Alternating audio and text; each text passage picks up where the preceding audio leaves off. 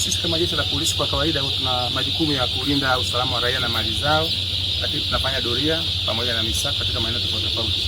Lakini katika doria yetu leo usiku tulifanikiwa kukamata magari mawili ambayo yamepakia vifaranga. Sasa kimsingi yamekiuka taratibu tofauti.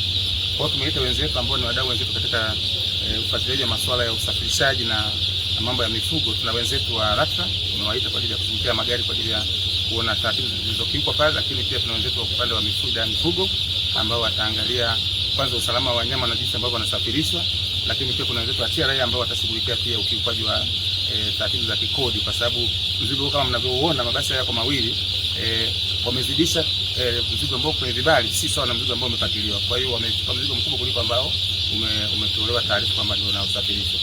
Kwa hiyo taratibu zinaendelea. Kwa hiyo sisi kama jeshi la polisi na wenzetu wako wanashiriki na siku kwenye kuhakikisha kwamba hili swala linafika mwisho na tunaweza kufikia mwisho kusudi hawa waliokiuka taratibu hizi wachukuliwe hatua za kisheria. Kwa wako TRA, wako idara ya mifugo, lakini pia tuna wenzetu wa LATRA. Kwa ratiba inaendelea ufuatiliaji na uhakiki wa kilichopo kwenye magari haya kwa maana idadi ya mzigo, lakini pia na kwa hatua. Tunatoa onyo kwa sababu imetokea sio leo, imetokea mara kadhaa siku za nyuma tumekuwa tukiwakamata wasafirishaji wakipakia mizigo kwenye mabasi kama hivi. Sasa hatujui usalama wa abiria baada ya hapa inakuwaje, na kuna magonjwa ambayo yanaweza kuinfect binadamu tofauti na jinsi ambavyo wanyama wanaweza kusababisha mazingira kwenye basi la abiria, kitu ambacho ni marufuku. Kwa sisi tunaendelea na hatua zinaendelea kuchukuliwa kama kawaida.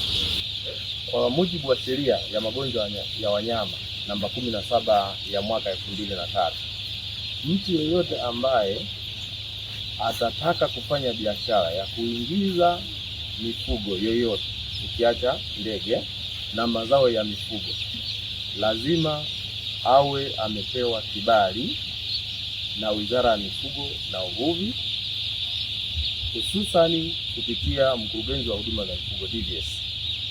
Kwa hiyo na hii sheria hii imeweka hivyo ili kulinda usalama wa afya ya mifugo ya nchini pamoja na watumiaji wa bidhaa za mifugo ambazo tutatumia.